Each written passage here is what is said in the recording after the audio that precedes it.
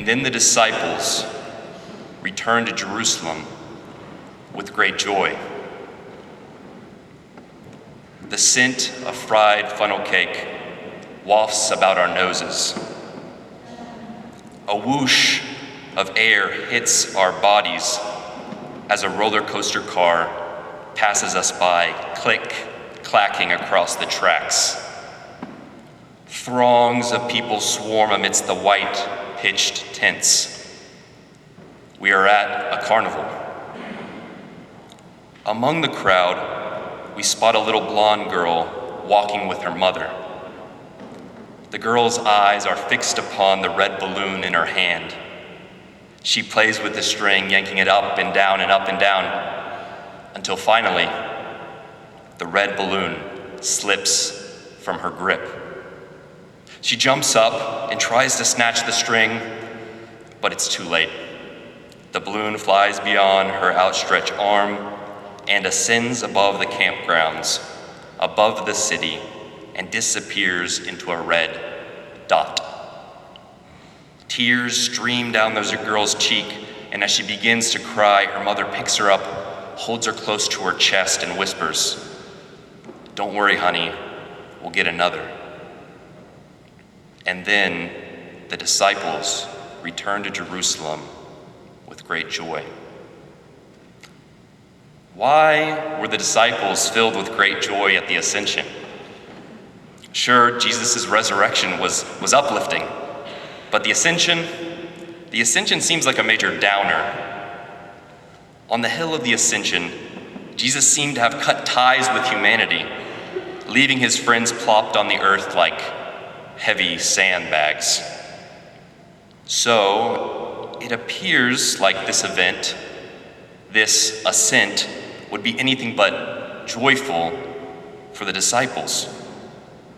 Unlike the lazy, meandering trajectory of the little girl's red balloon, Jesus' body at the Ascension rocketed away from the earth with a force of will, soaring beyond the earth's atmosphere, beyond the moon, beyond the stars, past the most frigid outreaches of the cosmos. There on the hill of the Ascension, however, the disciples were left cold themselves and had no one to hold them close and whisper, "Don't worry, we'll get another Jesus." The irreplaceable Jesus had floated off, and at that point in the emotional roller coaster ride of the Paschal mystery, the only appropriate response should have been tears. And yet, at the Ascension, the disciples were joyful. The joyful carnival that started with Jesus' resurrection had not yet ended for the disciples. Today, as the world raises glasses in celebration, we Christians often feel down in the dumps. When we lower our deceased loved ones into their eternal resting places, when our political discourse plunges further into cynicism and disregard for human dignity, and when even our mother church plummets deeper and deeper into the shame of her scandals, we could really use Jesus' helping hand to reach down from heaven and lift us up. And yet, his risen body does not appear, and we are left with the sinking feeling of loneliness. Loneliness. Jesus has ascended into heaven. The world has descended into chaos, and now we are left all alone and are somehow expected to pull ourselves up by our own bootstraps. And then the disciples returned to Jerusalem with great joy. If today we find ourselves in a pit of loneliness, that pit must have felt 10 times deeper for the disciples at the Ascension. So why have the disciples' Good Friday tears in the gospel today been transformed into Ascension Day cheers? The Ascension was joyful. The Ascension was joyful for the disciples because on that day, the carnival of the Incarnation reached a new height. Yes, for 40 days the disciples had celebrated Jesus' triumphant victory over death. But now at the Ascension, Jesus one-ups himself and lifts up the entire carnal world, the entire fleshly world, the entire material world out of the dungeons of death. Jesus ascends into heaven, taking with him his incarnate, fleshly, human body. In his human body, he takes our human body into heaven as well. Jesus, in his human nature, puts the created world on his strong shoulder where the cross once rested and pulls all of creation up to heaven with him. He lifts all of creation, sun, stars, moon, man. He lifts them all up to God and redeems them. He redeems us all and prepares each of us a room in his Father's house.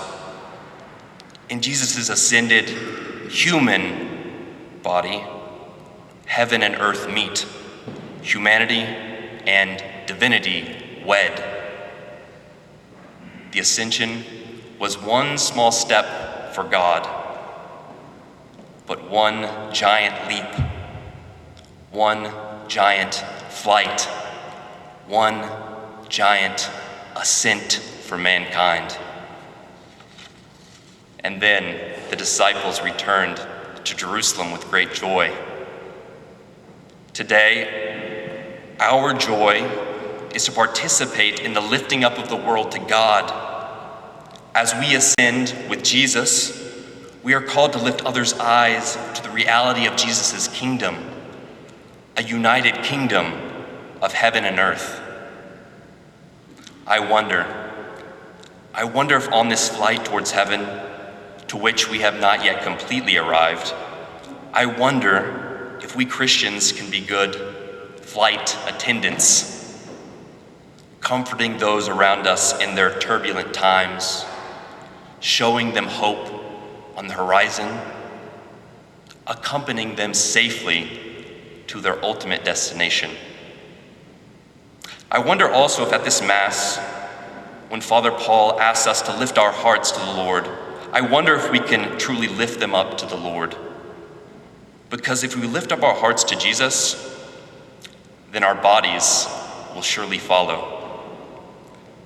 Then with arms outstretched to him, Jesus can pick us up and piggyback us into heaven, joyfully hauling us up that royal road toward that heavenly city on a hill, carrying us past the stars and moon and into the Father's house, where a joyful celebration already has been prepared for us. True, I know we are not in heaven yet, but that doesn't mean the party of the resurrection can't go on. In fact, the carnival of Jesus' ascension, of Jesus' mission, is just getting fired up. And by next Sunday, this party is going to be lit.